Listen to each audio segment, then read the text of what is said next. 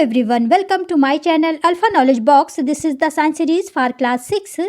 हम पढ़ रहे हैं chapter 10 motion and measurements of distances and this is the part 3 video. इस वीडियो में हम 3 टॉपिक्स को कवर करेंगे. Number 1 10.4 standard unit of measurement, number 2 10.5 correct measurement of length and number 3 is 10.6 measurement the length of a curved line. Standard unit of measurement. पिछली video में हमने देखा था foot span and hand span का use measurement की unit की तरह किया जाता था, लेकिन कुछ ऐसी यूनिट्स भी हैं जिनका यूज़ एशियन टाइम में या आज भी किया जाता है, जैसे क्यूबिट, यार्ड, अंगुल, मुट्ठी. तो स्टैंडर्ड यूनिट को समझने से पहले चलिए इन यूनिट्स को समझ लेते हैं. चलिए सबसे पहले क्यूबिट को समझते हैं. Cubit is the length from elbow to the tip of the middle finger, यानी इस मिडल फिंगर से लेकर के एल्बो तक की जो भी लेंथ है उसे 1 क्यूबिट बोलते हैं. Second is yard, a unit of length equal to 3 feets और 36 इंचेस, यानी 1 यार्ड 3 फीट या फिर 36 इंचेस के बराबर होता है, क्योंकि 12 इंच इक्वल टू 1 फीट होता है. इस फिगर के द्वारा आप इसे अच्छी तरह से समझ सकते हैं. इस मिडल फिंगर से लेकर के नोज़ तक की जो लेंथ होती है उसे 1 यार्ड बोलते हैं और ये 3 फीट्स या 36 इंचेस के बराबर होती है. थर्ड इज़ अंगुल. अंगुल means length of a finger, यानी 1 फिंगर की जितनी ये वर्थ या लेंथ होती है इसे हम 1 अंगुल बोलते हैं. अगर 2 फिंगर्स हैं तो उसे हम 2 अंगुल बोलेंगे. 3 फिंगर्स हैं तो उसे हम 3 अंगुल बोलेंगे और अगर 4 फिंगर्स हैं तो उसे हम 4 अंगुल्स बोलेंगे. फोर्थ इस मुट्ठी. मुट्ठी means length of a fist, यानी इस फिस्ट की जितनी लेंथ है या आप वर्थ कह सकते हैं उसे हम 1 मुट्ठी बोलते हैं.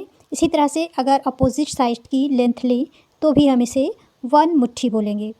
अंगुल और मुट्ठी का यूज़ आज भी विलेजेस में या फिर घरों में लेडीज़ के द्वारा मेज़रमेंट के लिए किया जाता है.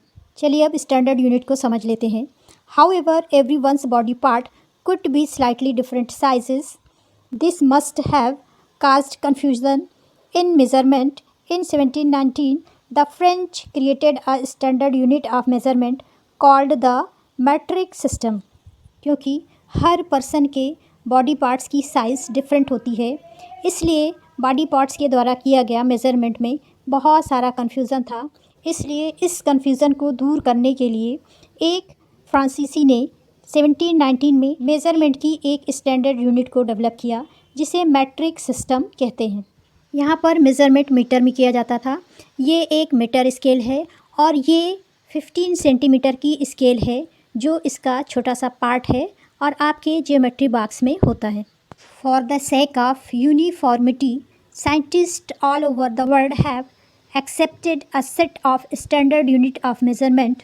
मेज़रमेंट की यूनिफॉर्मिटी के लिए, यानी पूरे वर्ल्ड में मेज़रमेंट एक जैसा हो, इसके लिए पूरे वर्ल्ड के साइंटिस्ट ने सेट ऑफ स्टैंडर्ड यूनिट को एक्सेप्ट किया.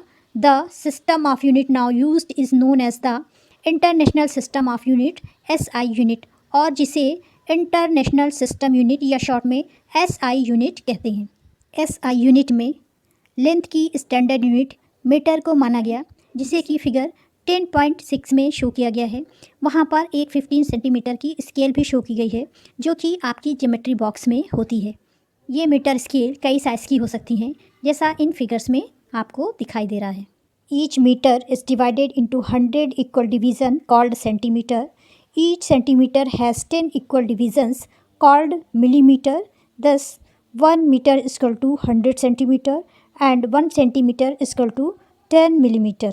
1 मीटर 100 छोटे छोटे से डिवीज़न में डिवाइड होता है जिसे कि सेंटीमीटर बोलते हैं, और ये सेंटीमीटर छोटे छोटे से डिवीज़न में 10 डिवीज़न में डिवाइड होता है जिसे कि मिलीमीटर कहते हैं.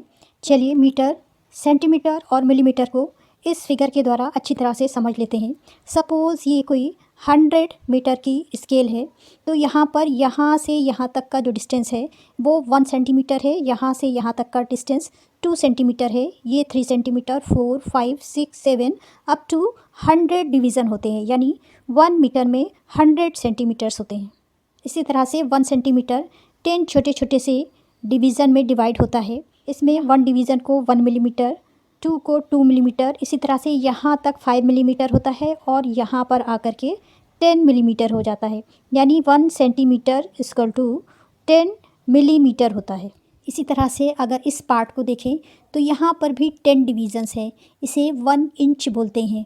1 से लेकर के 5 तक के डिवीज़न को हाफ इंच या 0.5 इंच बोलते हैं। इस तरह से हमने देखा कि एक मीटर स्केल में 3 टाइप्स की यूनिट होती हैं। नंबर 1 मिलीमीटर, नंबर 2 सेंटीमीटर और number 3 inch. For measuring large distances, meter is not a convenient unit. We defined a large unit of a length. It is called kilometer. जब हमें large distance measure करना होता है तो उस समय metre unit convenient नहीं होती है, इसलिए लॉन्ग डिस्टेंस को मेज़र करने के लिए एक दूसरी यूनिट का यूज़ किया जाता है जिसे किलोमीटर कहते हैं, जो कि 1000 मीटर के बराबर होता है। इस तरह से हमने देखा 1 metre equal to 100 centimetre, 1 centimetre equal to 10 millimetre, 1 kilometre equal to 1000 metre and 12 inches equal to 1 feet. पिछली वीडियो में हमने देखा था कि मेज़रमेंट के रिज़ल्ट को 2 पार्ट्स में एक्सपेंड किया गया है। तो यहाँ पर ये मेज़रमेंट की लेंथ है यानी नंबर्स हैं और cm centimetre, millimetre, metre, kilometre और फुट यूनिट्स हैं जिन्हें कि मेज़रमेंट के लिए यूज़ किया जाता है। Topic 10.5 correct measurement of length. यहाँ पर हम ये समझेंगे कि किसी भी ऑब्जेक्ट का सही मेज़रमेंट या उसकी लेंथ का करेक्ट मेज़रमेंट हम कैसे कर सकते हैं। In our daily life we use various type of measuring devices. We use metre scale for measuring length, a tailor uses a tape, whereas a cloth merchant uses a metre rod. लेंथ को measure करने के लिए हम metre scale का use करते हैं, Taylor length को मेज़र करने के लिए इस तरह के टेप का यूज़ करता है और क्लॉथ मर्चेंट यानी कपड़ों का व्यापारी इस तरह की मीटर रॉड का यूज़ करता है। For measuring the length of an object you must choose a suitable devices. किसी भी ऑब्जेक्ट की लेंथ को मेज़र करने के लिए एक सूटेबल डिवाइस का यूज़ करना चाहिए। जैसे you can not measure the girth of a tree or the size of your chest using a metre scale. कहने का मतलब ये है कि अगर किसी ट्री की इस तरह से ट्रंक को मेज़र करना है, इसकी ग्रिथ को मेज़र करना है जो कि सर्कुलर फॉर्म में है, तो आप मीटर स्केल का यूज़ नहीं कर सकते। इसी तरह से अगर आपको अपनी चेस्ट को मेज़र करना है तो भी आप मेज़र स्केल का यूज़ नहीं कर सकते। For instance measuring tape is more suitable for this. For small measurement such as the length of your pencil you can use a 15 centimetre scale from your geometry box. Metre scale के बजाय इस तरह की measurement के लिए आप tape का use कर सकते हैं जो कि लूज़ होता है और आसानी से उसे आप चारों तरफ घुमा करके मेज़रमेंट कर सकते हैं। इसी तरह से अगर कोई स्मॉल लेंथ की ऑब्जेक्ट है तो उसे मेज़र करने के लिए आप एक छोटी स्केल यानी 15 सेंटीमीटर स्केल जो कि आपकी ज्योमेट्री बॉक्स में है उसका यूज़ करके आप मेज़रमेंट कर सकते हैं। किसी भी लेंथ को मेज़र करने के लिए आपको कुछ प्रिकॉशंस की आवश्यकता होती है यानी सावधानियों की आवश्यकता होती है। Number 1, place the scale in contact with the object along its length in shown in figure 10.17। जैसा कि फिगर 10.17 में दिया हुआ है, जब किसी ऑब्जेक्ट को मेज़र करते हैं तो वो ऑब्जेक्ट और स्केल आपस में कांटेक्ट में होनी चाहिए, जैसा यहाँ पर आपको शो हो रहा है। इस बॉक्स को मेज़र करने के लिए ये स्केल बिल्कुल बॉक्स के कांटेक्ट में है। और सेकेंड थिंग इज़ दैट ये स्केल आपकी ऐसी तिरछी नहीं होनी चाहिए, एकदम आपको सीधी स्केल यहाँ पर रख करके मेज़रमेंट करना है। Second precaution is in some scales the end may be broken. You may not be able to see the zero mark clearly. Figure 10.8a. In such a case, you should avoid taking measurements from the zero mark of the scale. यानी आपके पास कोई ऐसी scale है जिसका front टूटा हुआ है, broken है, तो इस केस में आप ज़ीरो से मेज़रमेंट नहीं करेंगे, उसे अवॉइड करेंगे। You can use any other full mark of the scale से 1.0 सेंटीमीटर फिगर 10.8b। इस फिगर की तरह आप ज़ीरो से स्टार्ट ना करके 1 से स्टार्ट करेंगे। इस फिगर की तरह आप स्टार्ट नहीं करेंगे क्योंकि यहाँ पर स्केल ब्रोकन है, टूटी हुई है। Then you must subtract the reading of this mark from the reading at the other end. For example, in figure 10.8b, the reading at one end is 1.0 centimeter and at the other end it is the 14.3 centimeter. Therefore, the length of the object is 14.3 minus 1.0 centimeter is equal to 13.3 centimeter. यानी अगर total length 14.3 है और measurement 1.0 से start किया गया है तो 14.3 से आपको 1.0 माइनस करना है, जिससे एग्जैक्ट मेज़रमेंट आपका 13.3 सेंटीमीटर आ जाएगा। कहने का मतलब ये है कि स्केल के ब्रोकन वाले पार्ट को छोड़ करके जहाँ पर एग्जैक्ट नंबर दिखाई दे रहा है उसे ऑब्जेक्ट से टच करते हुए लास्ट पॉइंट तक मेज़रमेंट करिए और जो पोर्शन आपने छोड़ दिया था उसे उससे माइनस करिए तो आपको एग्जैक्ट मेज़रमेंट उस ऑब्जेक्ट का मिल जाएगा। Third precautions is correct position of the I is also important for taking measurement.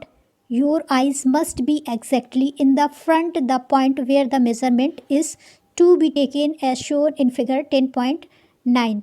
कहने का मतलब ये है कि जब आप किसी भी ऑब्जेक्ट का मेज़रमेंट करें तो आपकी आइज़ और ये ऑब्जेक्ट एकदम फ्रंट में होना चाहिए। फिगर 10.9 को अगर आप अच्छी तरह से ऑब्जर्व करें तो position B is the correct position of the eyes. Note that from position B is the reading 7.5 centimeter. From position A and C the reading may be different. अगर आप इस फिगर को ध्यान से देखें तो यहाँ पे B वाली पोजीशन एकदम करेक्ट है क्योंकि ये ऑब्जेक्ट के एकदम फ्रंट पर है, जबकि A और C की रीडिंग बिल्कुल डिफरेंट होगी। कहने का मतलब ये है कि किसी भी ऑब्जेक्ट को मेज़र करते टाइम आपको लेफ़्ट साइड या फिर राइट साइड पर खड़े नहीं होना है, बल्कि एकदम फ्रंट पर खड़े होकर के मेज़रमेंट करना है जिससे करेक्ट मेज़रमेंट हो। करेक्ट मेज़रमेंट को समझाने के लिए यहाँ पर एक्टिविटी 3 दी गई है, चलिए उसे देख लेते हैं। Measure the length of your classmate using hand span and then by using a metre scale. अपने क्लासमेट की हाइट को मेज़र करने के लिए आप हैंड स्पैन और उसके बाद मीज़र स्केल का यूज़ करिए। इसके लिए ask your classmate to stand with his back against a wall, make a mark on the wall exactly above his head. इसके बाद उसकी हाइट को अपने हैंड स्पैन से पहले मेज़र करिए और उसके बाद एक मीटर स्केल से उसे मेज़र करिए। अदर स्टूडेंट से इस लेंथ को अपने हैंड स्पैन से मेज़र करने के लिए बोलिए और इसे टेबल 10.3 में राइट डाउन करिए। सपोज़ यहाँ पर 4 स्टूडेंट हैं, राम, श्याम, गीता और सीता। जब राम मेज़रमेंट करता है तो लेंथ 12 हैंड स्पैन आती है, श्याम के मेज़रमेंट करने पर 11 हैंड स्पैन आती है, गीता के मेज़रमेंट करने पर 11 हैंड स्पैन आती है और सीता जब मेज़रमेंट करती है तो 13 हैंड स्पैन आते हैं। अगर आप इन मेज़रमेंट को अच्छी तरह से ऑब्ज़र्व करें तो यहाँ पर थोड़ा थोड़ा सा डिफरेंस है, लेकिन अगर आप सेंटीमीटर में देखें तो सारी मेज़रमेंट एक जैसे हैं। यानी जब हम किसी स्टैंडर्ड यूनिट से मेज़रमेंट करते हैं तो हमारा मेज़रमेंट बिल्कुल करेक्ट आता है। Topic 10.6 measuring the length of a curved line, यानी किसी टेढ़ी मेढ़ी कर्व लाइन को किस तरह से मेज़र करेंगे। We can not measure the length of a curved line directly by using a measure scale, we can use a thread to measure the length of a curved line. कहने का मतलब ये है कि जब हम किसी टेढ़ी मेढ़ी या ज़िगज़ैग ऑब्जेक्ट को मेज़र करते हैं तो उस केस में हम मीटर स्केल का यूज़ नहीं कर सकते, इसके लिए हमें थ्रेड की आवश्यकता होगी। चलिए इसे समझते हैं एक्टिविटी 4 के द्वारा।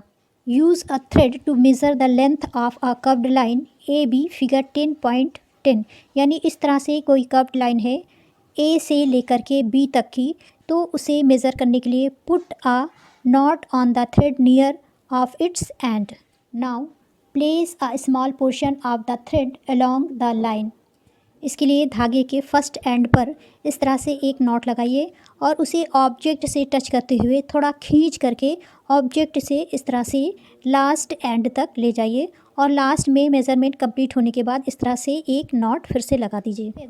Now stretch the thread along a metre scale, measure the length between the knot in the beginning and the final mark of the thread, this give the length of the curved line A and B. यानी इस use होने वाले thread को ऐसे straight एकदम सीधा रखिए और 1 मीटर स्केल के बराबर से रखने के बाद उसे मेज़र करिए कि उसकी लेंथ कितनी है। इस तरह से आप किसी भी टेढ़ी मेढ़ी या ज़िगज़ैग ऑब्जेक्ट की करेक्ट मेज़रमेंट कर सकते हैं। यहाँ से यहाँ तक का जो भी मेज़रमेंट आएगा वो इस थ्रेड का एग्जैक्ट मेज़रमेंट होगा और वही इस जिग-जैग वायर का करेक्ट लेंथ होगी। इस तरह से हम किसी भी कर्व्ड ऑब्जेक्ट को थ्रेड के थ्रू मेज़र करके मीटर स्केल पर रख करके उसे अच्छी तरह से मेज़र कर सकते हैं। This is the end of video.